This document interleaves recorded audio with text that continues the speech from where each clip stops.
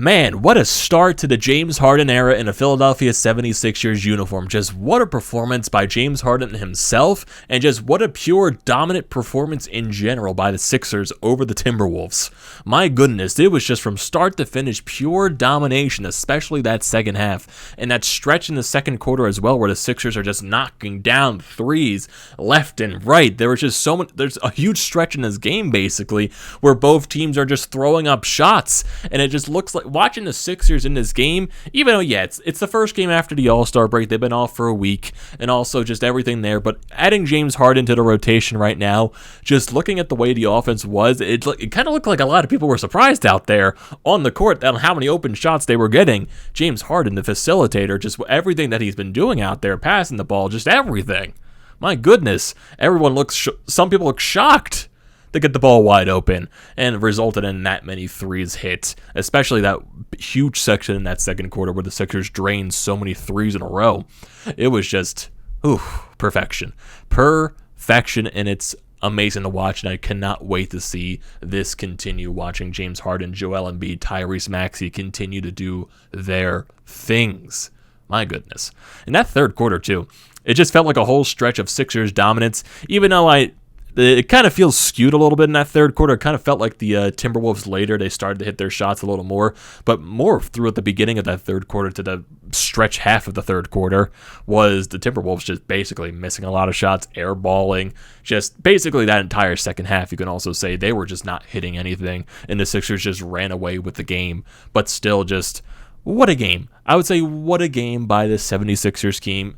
Coming out of the All-Star break, you knew there was going to be some rust involved, but honestly, it felt like that rust went away a little bit, and it went for a very dominating victory by this squad. So, before we get into this great victory by the 76ers, what is going on, everyone? Welcome back to TTP Sports, and if you are new to the channel, the most important thing you can do is hit that subscribe button. I will greatly appreciate that. So, if you are new to the channel, looking for all your latest Philadelphia sports news, recaps, and events, this is the place to be at, great or miserable, depending on the outcome.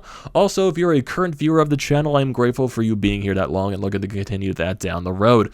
And if you're looking for any tickets to upcoming sporting events, concerts, whatever you can think of, use that code TTPSPORTS down below for $20 off your first purchase at SeatGeek. So hey, if you want to see James Harden's first home game in a Sixers uniform, or just go and see James Harden at a Sixers home game at the Wells Fargo Center in general, you can get some NBA tickets, NHL tickets. We don't care about the Flyers, but still, you get some NHL tickets, baseball whenever the hell it decides to come back, and when football season comes back, use that code TTPSPORTS, free $20 in your pocket. You can use that for drinks, beverages, I know I just said that twice, food, whatever you can think of. Can't go wrong there. Code TTP Sports for $20 off your first purchase at SeatGeek today.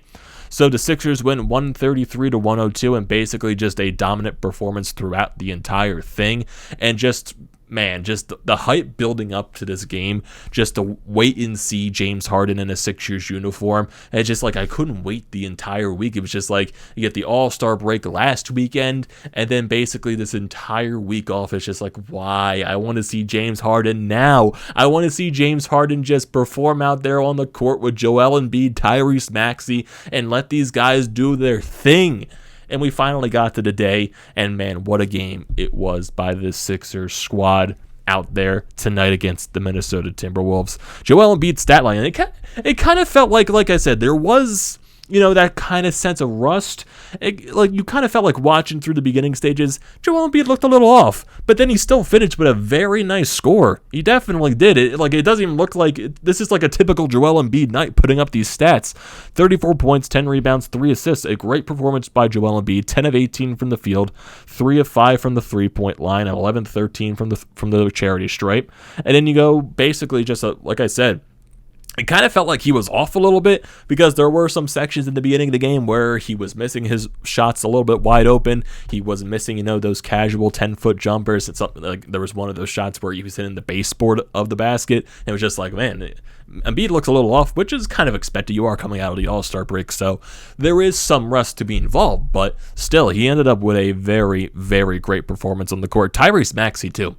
Great performance, and just the way he drives to the bucket, just the way he was using his speed, and just basically throughout his tenure as a Sixer, just especially tonight, my goodness, the dude was flying all over the place, finishing with 28 points, 12 of 16 from the field, 2 of 3 from 3, and 2 of 2 from his only attempts from the free throw line. Got 2 rebounds and also 2 assists to put in there as well.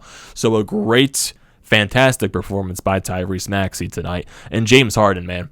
James Harden, the man of the hour, just everything we have been waiting for. My goodness, he was simply fantastic tonight. Like those step back threes, are you kidding me, man? Those step back threes which turned into 4-point plays, the man makes it look like it's easy, because it is easy to him. And the way that he passes the ball with such ease, finding the open man, getting that space open to make sure they do have those open shots.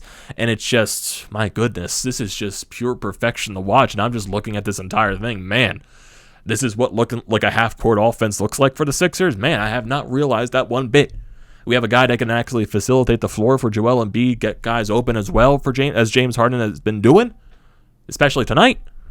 I know it's only his first game here, but still, I can't wait to keep watching that as the games go on. And definitely there's going to be some, it's not going to be like this every night. Definitely, I'm not expecting this every single night, like this pure dominant standpoint. There's still going to be some rust involved. There's still going to be some adjustments involved. Like, you're going to have your off nights. You're going to have your on nights like this.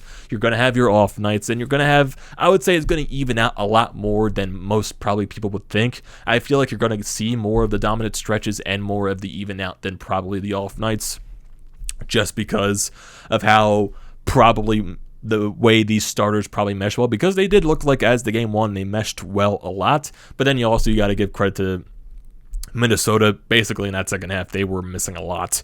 They were not hitting a lot of their shots. Like, there was a close game in the first half, but then once basically you got into that stretch where the Sixers went on that long run in the second quarter, and then you're up by a lot at the half, and then you go into that third quarter where the Sixers are just running away with it, and Minnesota cannot hit one shot whatsoever. And basically that was the game right there. And even going into that end of the second quarter, where I think it was like, what, a weird stretch of, I think it was, like at least a minute. I think it had to be at least 50 seconds or a minute where there was like so many fouls called back and forth. I was just like, my God, just let the guys play. And the refs tonight definitely were not the best. Like, there were a lot of fouls that probably should not have been called. They were just, easy on the trigger finger with that whistle. It was just like, my goodness, just let the guys play. You're just calling literally every single thing, whether it's soft, whether it's the wrong call, the right call, whatever. There was just so many things going on, especially in that late stage of the second quarter. But still, my God, it just wasn't pretty from a ref standpoint tonight. But hey, at least it didn't feel like that the rest of the game. It was more just in a first half standpoint. It got a lot better as the game went along, but Jesus, that was just very ugly to watch from the ref standpoint at the end of the half. But hey, what are you going to do? It happens. I guess the refs, you can say, are rusty, but then these are referees in the NBA, which probably aren't the best. But hey, what are you going to do? I guess it is what it is. And Matisse Thybulle in the starting role, he got off to a very slow start. He was missing a lot of his wide open threes, but then he was able to turn it off as the game was progressing. I wouldn't say it was a dominating performance by Matisse Thybulle. Like, you still see the clear struggles of him offensively, but he was able to get some dunks in the second half of the game, especially that one dunk at the end of the half where he got it in with 0.5 seconds left of the half. So he finished with 11 points. He got 7 rebounds, 2 assists. He was 4 of 7 from the field, 1 of 3 from 3, and 2 of 2 from the free throw line. Tobias Harris, definitely not one of his best nights, but I do think he's going to improve as the games go along, especially playing with James Harden. He finishes with 6 points, 3 rebounds, and 4 assists, 2 of 9 from the field, 2 of 6 from 3, and he was not able to go to the line at all today. Looking at some guys that came off the bench, you got Niang coming off the bench. He only had 3 points in this game, 1 of 3 from 3.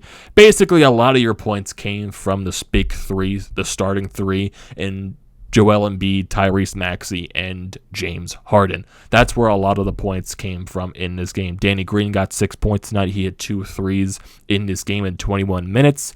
You got Paul Millsap coming off of the bench, 12 minutes. He got 3 points. All of his shots came from the free throw line.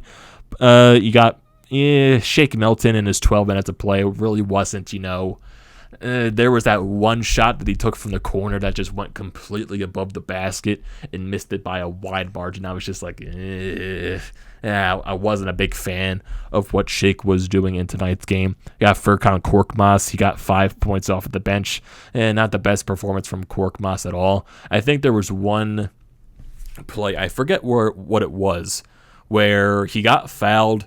He went to the free throw line, and I think it was, I'm not sure if it was one of those standpoints where he made the shot and it didn't count, and then he went to the free throw line and he missed both of his free throws. I forget what situation it was, but it just wasn't the prettiest of situations.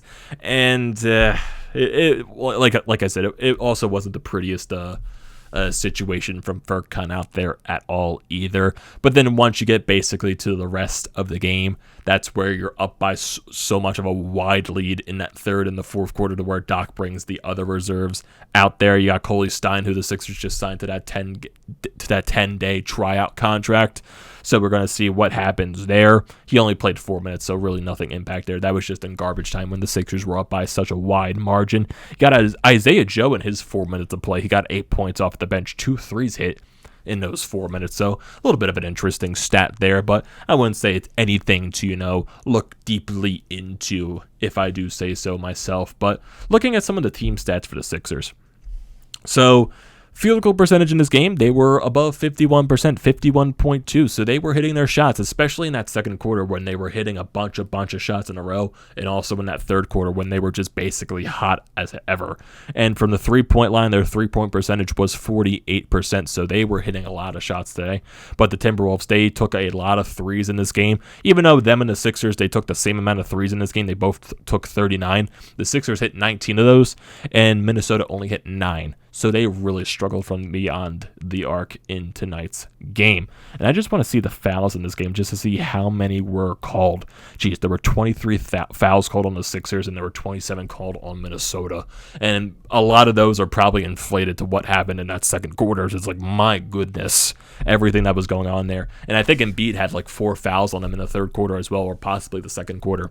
It was just like, why are we calling so much? Why are we calling these soft-ass plays? Why are we calling all this garbage out there?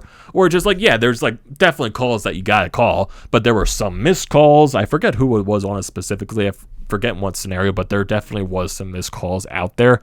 It was just, I would say overall, a weird game. I guess you could say, like, maybe you should have expected that probably from the first game coming out of the All-Star break, but hey, I guess this is a type of game that will take any goddamn day of the week just because of what we got to see out there. James Harden doing his thing, Joel Embiid doing his thing.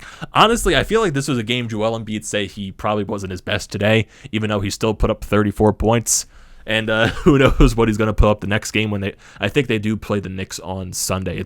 It's one of those weird scenarios. They play Sunday against the Knicks, and then they don't play until Wednesday, which is against the Knicks again. So, and I'm also going to that game on Wednesday against the Knicks, so I get to see James Harden's first home game in Philadelphia. So that's going to be very nice to see there. So yeah, I think for the Sixers schedule standpoint, like I said, it's those 2 games against the Knicks, so there's going to be some, days off between these next couple of games. So you got tomorrow off, and then you're going to have New York on Sunday, which is going to be a 1 o'clock game on ABC. So that's going to be a very fun one to watch right there. And if I can get the rest of the schedule up, because if ESPN would like to, function with me right now, if it would like to load, I would like to get this schedule up, ESPN. Thank you very much. Come on. So let's see. Let's go to February. At the end of February, why is that the reload on me again? So we go. End of February. We got the Knicks on Sunday. We got the Knicks again on Wednesday. So you got an ABC and an ESPN game right there. Then you got a Friday game at home against Cleveland. You got a Saturday. So you got a back-to-back Friday game at home and a Saturday game on the road against Cleveland and Miami. Then you're back home Monday against the Bulls. Then you got that Thursday, March 10th against Brooklyn. And who knows what the hell's going to happen in that scenario with the Ben Simmons situation, if he even is going to play in Philadelphia or not. I know the thing with Danny Green a couple of days ago on the podcast or a TV show, whatever he was on, talking about the entire Ben Simmons situation, how he thinks he's not going to play in Philadelphia just because he does not like playing in the city. So, oh boy, I can't wait for that to happen. But yeah, this is definitely going to be a very exciting back push in towards the end of the season. I get, like, can you even call it the second half at this point since there's not that really many games left in the season? Really, you just go in towards the end of February. You got this last game on the 27th against the Knicks. You got the entire month of March, which is not that many games to be in general. And then you got until April 10th. That's really not that many games left. So, yeah, it's going to be a very enjoyable ride towards the end of the season, and I really want to hear your thoughts on what could possibly happen, on what do you expect from this Sixers team, and just your excitement in general for James Harden, Tyrese Maxey, Joel Embiid, just seeing all those guys on the court out there. I want to hear your thoughts on it, like just the excitement level in general, so don't forget to leave those comments down in the comment section below. I like to see those as always. Also, don't forget to drop a like on this video. Don't forget to check out the Painted Lines, which I'm a part of. Their links are down in the description below. Also, don't forget to check out the links to BrodesMedia, the Florida Pod merch website, and also Flyers Nitty Gritty. All that good stuff is down in the description below. Don't forget to check those out.